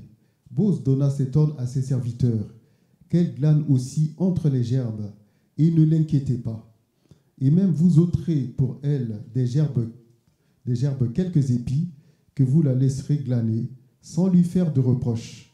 Elle glana dans le champ jusqu'au soir, et elle bâtit ce qu'elle avait glané. Il y eut environ un épha d'orge. Elle l'emporta et rentre dans la ville, et sa belle-mère vit ce qu'elle avait glané. Elle sortit aussi les restes de son repas et les lui donna. Sa belle-mère lui dit, « Où as-tu glané aujourd'hui? Et où as-tu travaillé? Béni soit celui qui s'est intéressé à toi. » Et Ruth fit connaître à sa belle-mère chez qui elle avait travaillé. « L'homme chez qui j'ai travaillé aujourd'hui, dit-elle, s'appelle Boz. » Naomi dit à sa belle-mère, « Qu'il soit béni de l'Éternel, qui se montre miséricordieux pour les vivants comme il le fut pour ceux qui sont morts. Cet homme est notre parent, lui dit encore Naomi. Il est de ceux qui ont sur nous droit de rachat. » Ruth, la Moabite, ajouta, « Il m'a dit aussi, reste avec mes serviteurs, jusqu'à ce qu'ils aient achevé toute ma moisson. » Et Naomi dit à Ruth, sa belle-fille, « Il est bon, ma fille, que tu restes avec ses servantes, et qu'on ne te rencontre pas dans un autre champ. » Elle resta donc avec les servantes de Boz pour glaner jusqu'à la fin de la moisson des orges et de la moisson du froment. Et elle demeurait avec sa belle-mère. Naomi... Voilà, que Dieu soit béni. Donc, Boz continue à faire du bien à Naomi, plutôt à Ruth, et Naomi apprend à Ruth que c'est quelqu'un de la famille qui a droit de rachat, donc quelqu'un de la famille de son mari, donc elle a droit de rachat. Ça veut dire que si c'est lui qui a le premier, le droit d'épouser, donc soit Ruth, soit Naomi. Voilà, c'est lui qui a le droit de rachat. Nous continuons. Chapitre 3. Naomi, sa belle-mère, lui dit, « Ma fille, je voudrais assurer ton repos afin que tu sois heureuse. Et maintenant, Boz, avec les servantes duquel tu as été, n'est-il pas notre parent? Voici, il doit vanner cette nuit les orges qui sont dans l'air. Lave-toi et oins-toi, puis remets tes habits et descends à l'air. Tu ne te feras pas connaître à lui jusqu'à ce qu'il ait achevé de manger et de boire. Et quand il ira se coucher, observe le lieu où il se couche. Ensuite, va, découvre ses pieds et cache-toi. Il te dira lui-même ce que tu as à faire. » Elle lui répondit, « Je ferai tout ce que tu as dit. » Elle descendit à l'air et fit tout ce qu'avait ordonné sa belle-mère. Boz mangea et but, et son cœur était joyeux.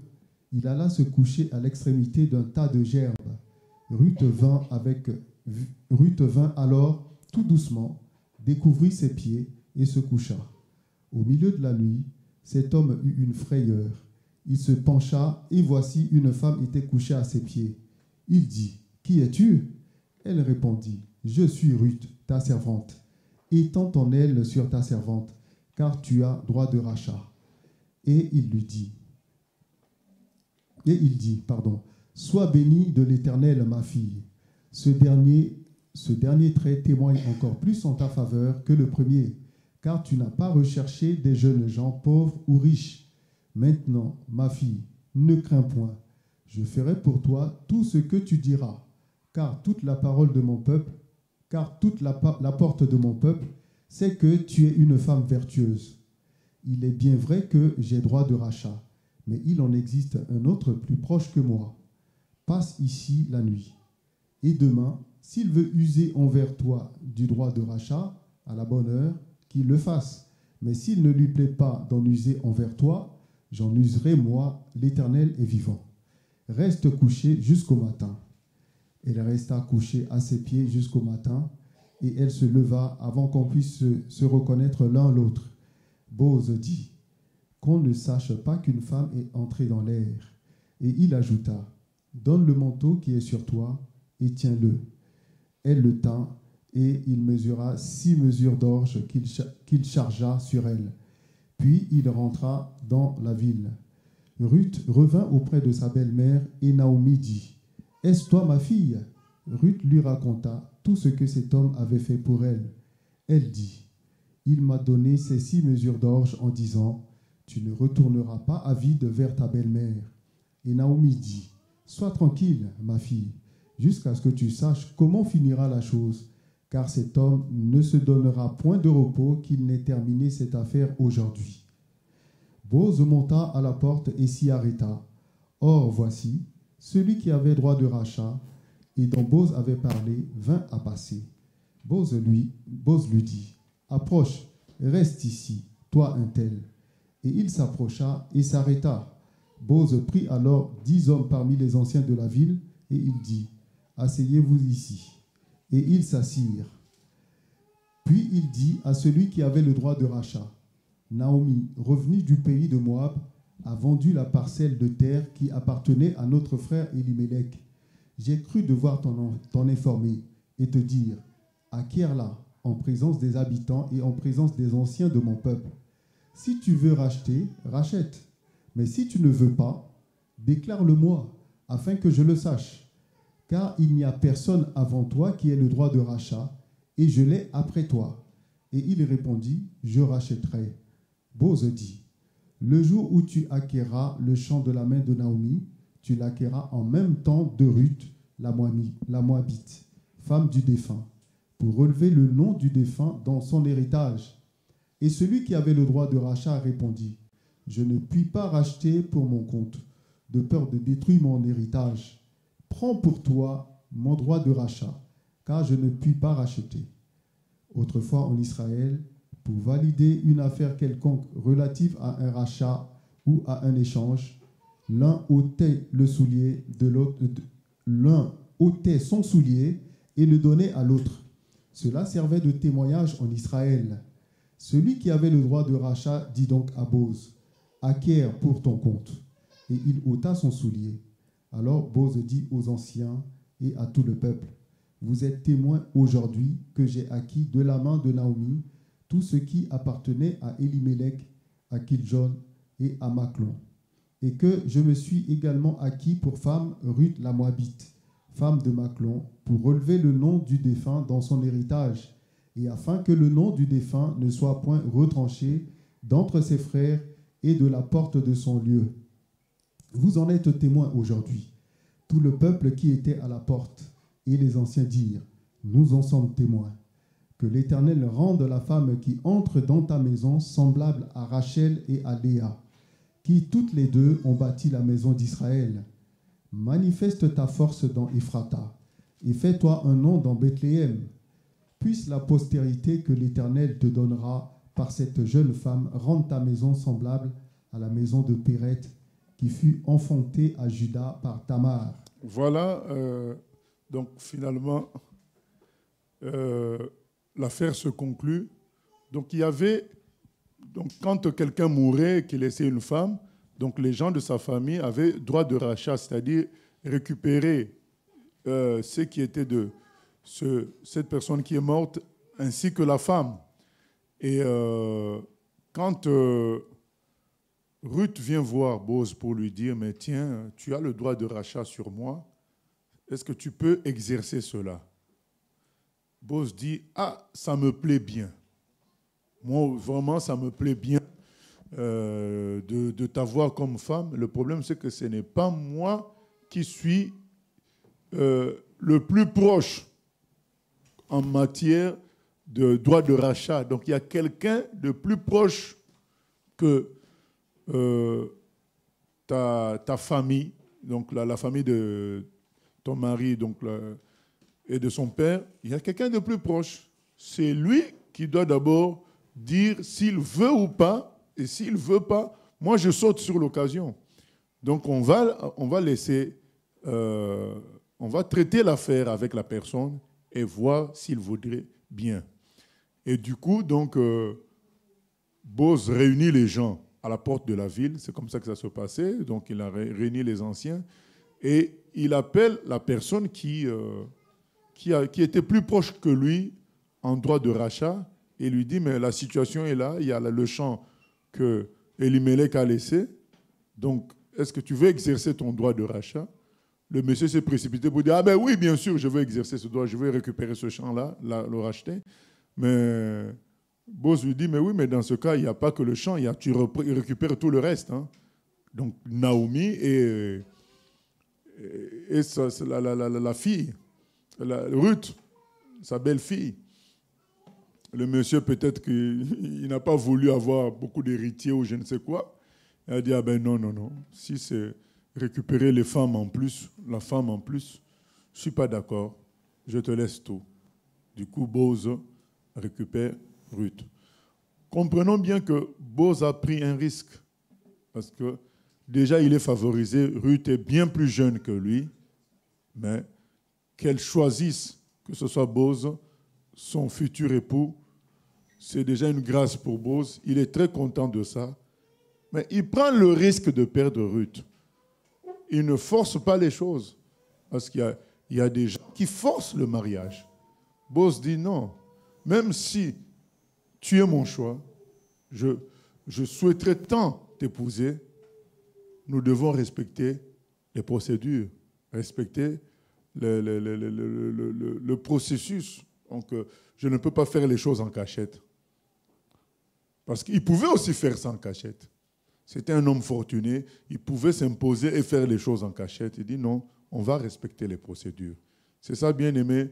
Le mariage, c'est un don de Dieu. On ne force pas ça. Donc, on doit laisser que Dieu manifeste aussi. Donc, même si c'est à nous de choisir, parce que moi, je ne suis pas d'accord avec ceux qui voient le mariage des autres. Ah ben j'ai fait un songe, je te vois avec un tel. Je ne suis pas d'accord avec ça. Le mariage, c'est personnel. Parce que le jour où il y a des problèmes là-bas, c'est toi qu'on viendra voir, mais c'est toi qui avais fait le songe. Donc, pour éviter, ce n'est pas toi qui vas vivre avec l'autre 50 ans, 60 ans. Il faut laisser la personne qui va vivre avec l'autre 50 ans, 60 ans choisir elle-même. Donc, il ne faut pas se mêler du mariage en influençant les uns et les autres à se marier, parce que quand il va y avoir des problèmes, c'est toi qu'on va considérer comme le coupable. Donc, on peut encore émettre des avis concernant la moralité des uns des autres, la teneur de la vie chrétienne des uns et des autres, parce qu'on veut quand même que tous les mariages soient heureux et tiennent. Voilà. Mais dire aux gens le choix à faire, parce que nous, on les voit bien ensemble, c'est pas bon. C'est pas bon. Même si tu fais un songe de ce genre-là, tu gardes ça pour toi. Tu attends que le jour où ça se réalise, tu dises, ah ben tiens, j'avais vu cela, que Dieu soit béni, ou bien tu partages ça à quelqu'un qui va garder ça, que ça n'aille pas influencer les gens dans leur choix. Beaucoup ont fait des songes. Moi, je me souviens, une sœur avait dit, mais j'avais dit, ce dimanche-là, Seigneur, si c'est lui qui s'habille en gris, et il s'était habillé en gris. Mais ce mariage-là n'a jamais eu lieu. Donc bien aimé, il n'y a pas non plus 100 000 couleurs de vêtements. Hein.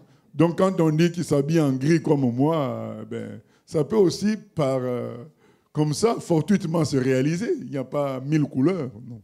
Donc, le monsieur est habillé en gris. Et parfois, on voit aussi la couleur comme on veut. Hein. Donc, on avait dit jaune, la personne a mis orange. Non, on peut tirer l'orange vers le jaune toujours parce qu'on le veut à tout prix. Donc, on doit faire attention.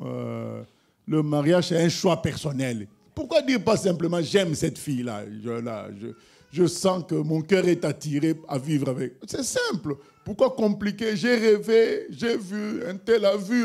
Non, dis simplement que tu aimes la personne, un point, c'est tout.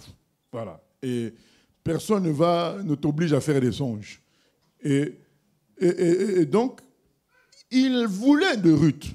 Il a dit, mais que Dieu mette sa main. Voilà la deuxième étape. Tu veux d'une fille, tu veux d'un homme, mais la prochaine étape, c'est quoi? Que Dieu fasse sa volonté.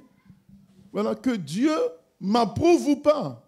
Voilà. Mais c'est ton choix, mais tu veux savoir si Dieu t'approuve. Parce que beaucoup après finissent disent, mais Dieu m'a imposé quelqu'un. Dieu ne t'imposera pas quelqu'un. Il t'approuve ou pas. Donc tu cherches l'approbation, tu cherches à ce qu'il participe à ton projet. Maintenant, si il pense que c'est bon, il va aussi te manifester cela. Mais tu t'attends à lui pour la suite. Mais il y a des gens, dès qu'ils ont choisi, Dieu ne compte plus. Le Seigneur a beau parler, le Seigneur a beau conseiller, il ne compte plus. Mais là, on vient à Psaume 127, celui qui bâtit sans l'Éternel bâtit en vain. Et tu vas te retrouver avec des années de difficultés parce que tu n'as pas voulu bâtir avec le Seigneur. C'est ton choix, mais conseil gratuit, bâtis avec le Seigneur. Que le Seigneur t'approuve. Que le Seigneur conduise les choses. Et c'est ce que Boz a voulu. Même si c'était une très jeune femme, donc il était content de dire, elle a préféré choisir un vieux comme moi, même si je suis riche, mais je suis quand même vieux. Elle m'a choisi, quelle bénédiction. Mais il ne s'est pas accroché à ça pour forcer. Il a laissé quand même Dieu dire son mot, confirmer ou pas, quoi. Oui? Il y a quelques questions Internet. Bonjour, pasteur. Dieu a interdit aux enfants d'Ismaël de prendre pour femmes des étrangères. D'Israël. D'Israël, pardon.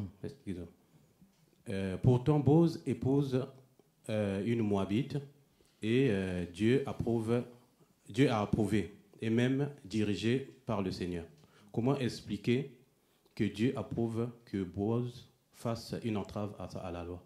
Oui, parce que c'était une image de ce que Jésus allait faire pour nous. Nous qui ne sommes pas d'Israël, il allait les épouser. Donc l'Église, c'était une image de cela. Mais il n'y a pas que Boz qui est le premier. Moïse lui-même est dans ce cas-là. Joseph lui-même est dans ce cas-là. Il n'y a pas que eux. Donc il y a eu certains serviteurs avec qui Dieu a fait cela pour prophétiser ce que Christ allait faire avec nous. Une autre question. La démarche de Ruth laisse croire que c'est elle qui a fait la demande en mariage. Aujourd'hui, est-ce qu'une femme peut demander un homme en mariage? Non. Ruth a parlé à la personne par rapport à son droit de rachat. Et on peut comprendre dans certaines situations difficiles que ce soit la femme qui fasse une démarche. Par exemple, là, dans le cas de Boz, Boz devait se sentir mal placé, vu son âge, de proposer cela à Ruth. Donc, il devait sentir que c'est injuste. J'ai de l'âge, elle est encore jeune. Même si je peux l'aider financièrement, ce n'est pas comme ça que je veux prendre cette femme-là parce que je suis riche. Voilà. Donc, Boz était un gentleman, quelqu'un de bon. Il a trouvé certainement que c'était mal placé, que devant sa position de riche, de proposer cela, et l'autre va accepter tout simplement parce qu'elle est en situation difficile. Il n'a pas voulu faire ça. Donc, il a préféré se rester loin. C'est vraiment un exemple d'homme, je voulais dire d'homme parfait. Vraiment, c'est un homme vraiment très, très bon. Il n'a pas voulu s'imposer. Et vu cela, le Seigneur a permis que ce soit plutôt Ruth qui dise « Non, non, moi, je n'ai pas de problème pour ça. Tu peux exercer sur moi. » Et Boz a sauté sur l'occasion, bien sûr, mais tout en laissant Dieu faire quand même par la suite. Donc, maintenant, qu'est-ce qu'on peut dire par rapport aujourd'hui? On conseille aux sœurs, dans ces cas-là, d'aller voir plutôt un responsable en discuter, pas d'aller embêter le frère, parce que ça peut donner aussi une mauvaise image, de voir un responsable en discuter, prier, et voilà quoi. Il y a une autre question qui vient un peu confirmer dans le sens que tu parlais. Boaz est-il une figure de Jésus, du fait que la bénédiction vient par lui par la suite? Oui, donc une figure de Jésus dans l'histoire du mariage. Donc lui qui est du peuple de Dieu va épouser les païens que nous sommes. C'est dans ce sens-là. Mais on voit une bonté vraiment qui ressemble à la bonté du Nouveau Testament. L'amour qu'on retrouve chez notre frère, notre grand ami David. Oui. Il y a une question qui est un peu hors contexte. Je vais la poser quand même. Lorsqu'un parent politique donne l'argent dans l'œuvre de Dieu, doit-on accepter ou refuser?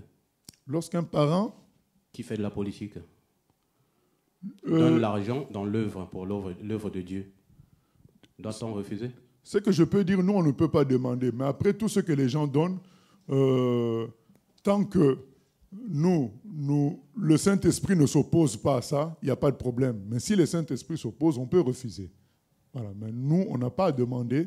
Mais ce que les gens donnent, c'est le Saint-Esprit qui va nous diriger par rapport à cela. Et si le Saint-Esprit considère qu'il ne faut pas qu'on prenne, nous aussi, on va le dire qu'on ne prend pas. Mais il ne s'agit pas seulement dans ce cas-là des politiciens, il y a aussi même des gens normaux qui ne sont pas politiciens. Le Saint-Esprit peut nous convaincre de ne pas prendre. Mais on ne peut pas inventer une règle comme ça. Un politicien qui te donne quelque chose, ce n'est pas bon. Non, on ne peut pas inventer ça parce qu'on voit dans la Bible à plusieurs reprises, Moïse a habité chez Pharaon, Daniel a été avec Nebuchadnezzar, Joseph a été avec Pharaon. Donc on ne peut pas inventer une règle comme ça. On dit, bon, on est à l'écoute du Saint-Esprit, mais ce qui est sûr, ce n'est pas nous qui allons demander, mais on est à l'écoute du Saint-Esprit pour dire non ou oui. Voilà. Donc, oui. Question à l'intérieur, là. Ah, d'accord. Non, ici, là. Non.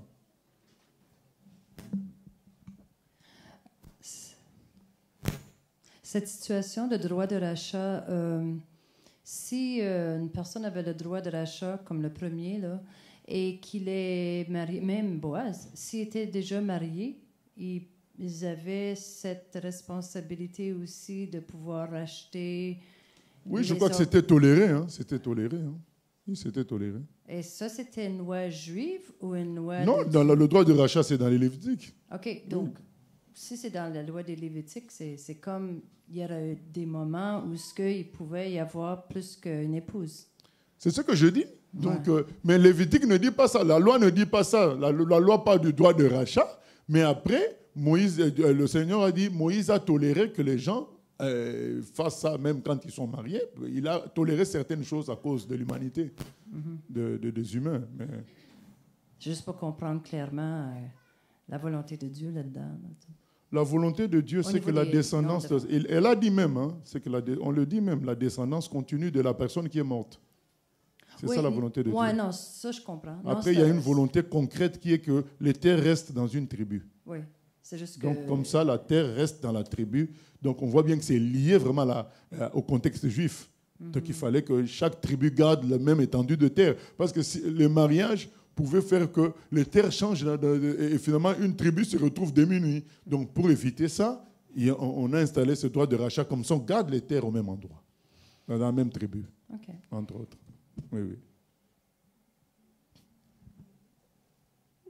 oui. Oui, la personne qui a le micro.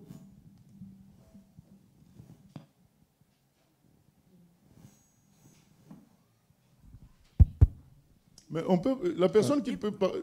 Pasteur? Oui. Oui, tout à l'heure, tu n'as pas répondu à la question de la sœur concernant est-ce qu'une femme peut demander un mariage? Si, j'ai répondu, j'ai dit qu'il faut qu'il aille voir un responsable. Oui, mais s'ils sont déjà, comment dirais-je, en observation et que la femme décide de faire la demande, est-ce que c'est possible ou pas? Quelle observation? Si on est déjà en observation, c'est que la demande a été déjà faite. Ah bon? Ah oui? Bon, ça, on va dire c'est les chrétiens, mais non, les gens qui ne sont pas chrétiens. Mais il n'y a pas d'observation chez les gens qui ne sont pas chrétiens. Oui, mais les gens qui sont copains-copines qui décident finalement de passer au stade de fiançailles. Moi, je ne réponds pas pour les païens. Moi, je réponds que pour les chrétiens. D'accord. Ok.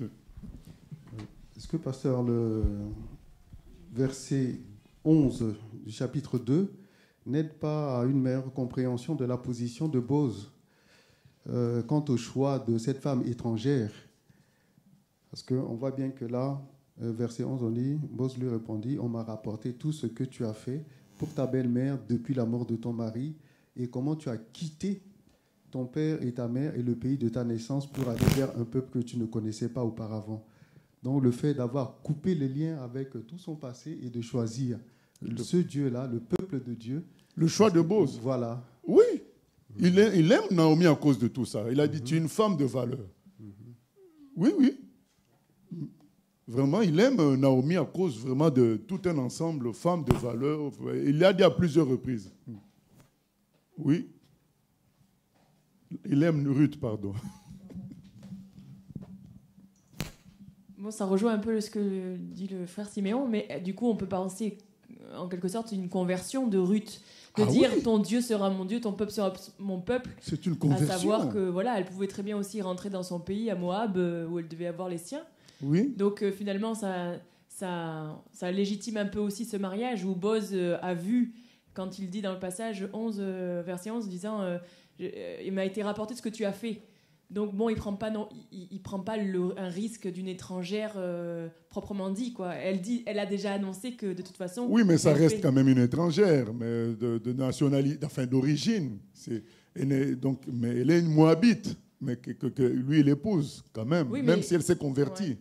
Oui, voilà, c'est ça. Même parce si qu'elle vient quand même dans le peuple d'Israël, quoi. Désormais. Ah oui. Et c'était quelque chose, quoi, quand même à l'époque de passer de. Oui, mais quand nous aussi, Christ nous épouse, il nous épouse convertis. Hein, donc, il nous convertit et il nous épouse. Voilà, c'est la même chose. Côté, ça reste qu'on était des étrangers et il nous a acceptés, quoi. Voilà, c'est dans ce sens-là. L'histoire de Ruth, vraiment, ça va être ça la conclusion. Je ne sais pas s'il y a d'autres questions. Oui.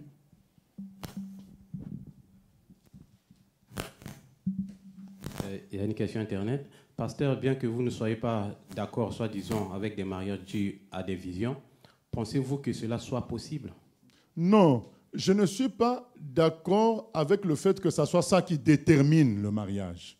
Je dis le mariage doit être un choix. Tu décides, tu veux épouser quelqu'un.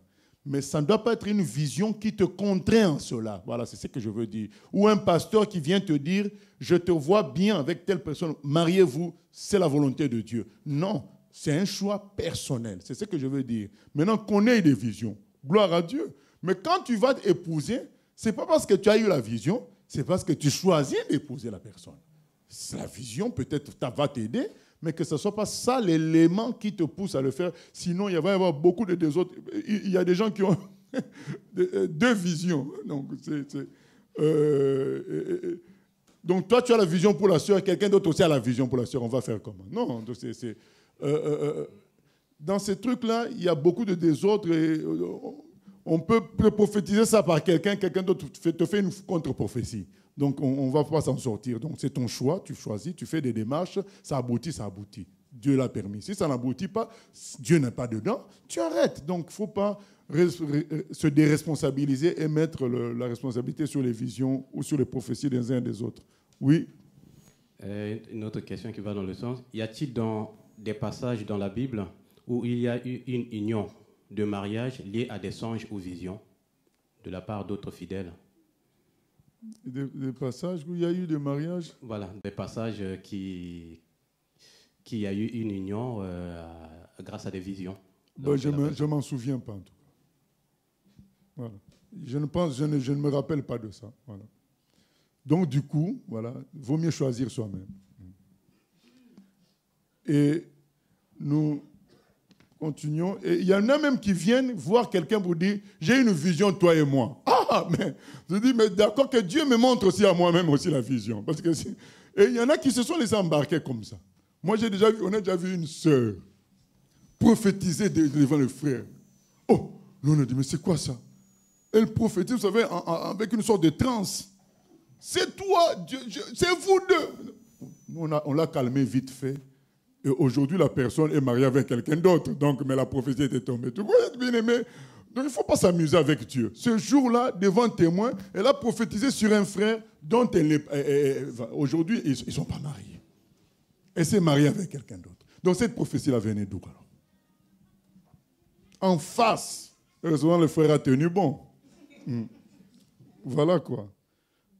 Donc, nous passons à la conclusion, au verset 13. Verset 13. Boz prit Ruth, qui devint sa femme, et il alla vers elle. L'Éternel permit à Ruth de concevoir, et elle enfanta un fils. Les femmes dirent à Naomi, « Béni soit l'Éternel, qui ne t'a point laissé manquer aujourd'hui d'un homme ayant droit de rachat, et dont le nom sera célébré en Israël. Cet enfant restaurera ton âme et sera le soutien de ta vieillesse, car ta belle-fille, qui t'aime, l'a enfanté, elle qui vaut mieux pour toi que 7 fils. » Naomi prit l'enfant et le mit sur son sein, et elle fut sa garde. Les voisines lui donnèrent un nom en disant, « Un fils est né à Naomi. » Et elles l'appelèrent Obed. Ce fut le père d'Isaïe, père de David. Voici la postérité de Pérez. Pérez engendra Hezron. Hezron engendra Ram. Ram engendra Aminadab. Aminadab engendra Nachron. Nachron engendra Salmon. Salmon engendra Boz. Boz engendra Obed. Obed engendra Isaïe, et Isaïe engendra David.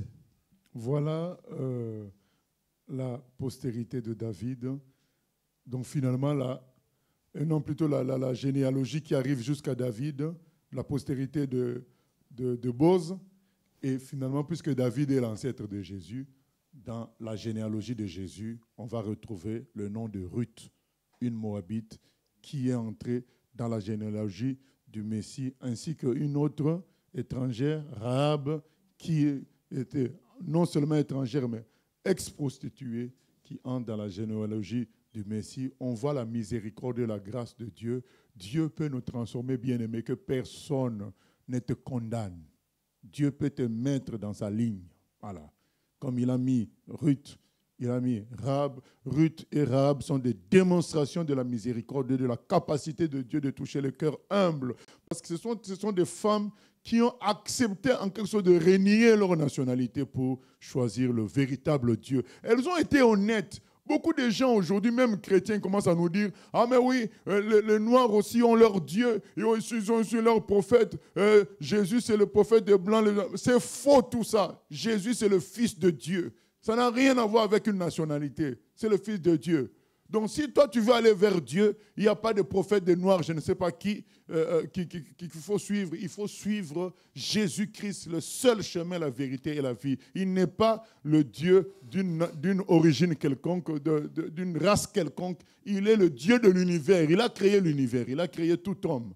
Donc arrêtons avec cet esprit de racisme, de séparatisme, voulant diviser Dieu. Dieu est unique et il est passé par Jésus-Christ, son Fils, en passant aussi par Israël, son peuple. Donc ne soyons pas jaloux ni d'Israël, ni de ceux qui nous ont apporté la parole de Dieu.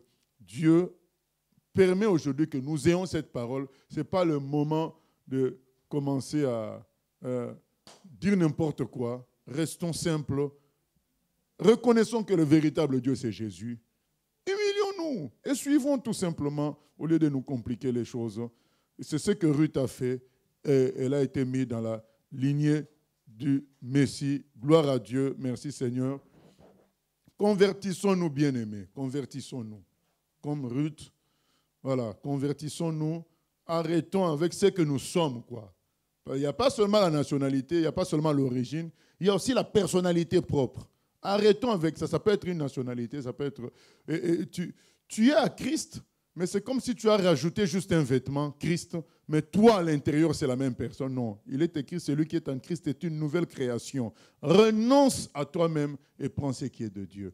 Ça veut dire que tu ne vas plus toi-même te reconnaître, ni les autres. Mais si on te reconnaît, ah oui, il est toujours comme ça. Ah, elle est toujours comme ça. Donc, il y a un problème, tu n'as pas encore renoncé à quelque chose. Tu n'as pas encore renoncé à toi. Tu n'es pas comme Ruth. Ruth a renoncé à ce qui faisait son essence. Une Moabite, elle a renoncé à ça. Elle a dit, ton peuple sera mon peuple. Elle a tout pris du chrétien. Et elle a tout pris du peuple de Dieu. Elle a tout pris de Dieu lui-même. C'est ça un vrai chrétien. Il renonce à sa culture, il renonce à ses richesses, il renonce à son passé académique. Il renonce à tout ça.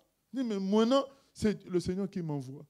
Aujourd'hui, on voit même des chrétiens qui marchent, ils apprennent que telle combine fonctionne. Il sort du plan de Dieu, il va dans la combine. Mais attends, un chrétien va rester toujours avec Dieu. Même s'il apprend que telle combine fonctionne, il y a du boulot, en Australie, tu es payé 10 000 € le mois, il ne va pas partir. Il va dire, Dieu m'a installé en Normandie, je reste ici. Avec 800 € de salaire, mais Dieu est avec moi. C'est le plus important. C'est ça un chrétien. Il ne suit pas ceux qui marchent, il suit Dieu. Voilà. C'est ça la conversion véritable. Suivons l'exemple de Ruth et bénissons le Seigneur pour sa bonté qui peut transformer n'importe qui. Oh Seigneur, nous te remercions pour ta bonté, nous te remercions pour ta fidélité. Seigneur, aujourd'hui, même si on se condamnait soi-même, c'est fini. On sait que ta grâce et ta miséricorde peuvent nous changer. Ta grâce et ta miséricorde peuvent nous affranchir complètement des passions de la chair. Ta grâce et ta miséricorde peuvent nous affranchir complètement des doutes.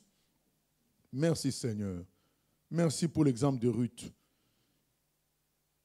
qui nous inspire à tout lâcher, qui nous inspire à ne pas regarder à toutes les félicitations qu'on nous fait par rapport à notre ancienne nature, à faire comme Paul, à les considérer comme des pertes à cause de l'excellence de qui est Jésus, l'excellence de Jésus. Ouvre-nous les yeux, que nous voyions la gloire de Jésus et que nous arrêtions de nous accrocher à ce que fut notre gloire autrefois, pour rester des enfants transformés, régénérés pour ta gloire, Seigneur.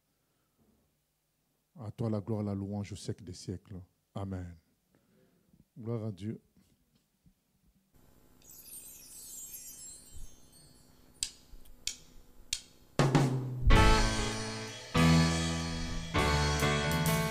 J'ai choisi Jésus pour guider ma vie. Mon bien-aimé Jésus, il est à moi, je suis à lui. J'ai choisi Jésus pour guider ma vie. Mon bien-aimé Jésus, il est à moi, je suis à lui. J'ai choisi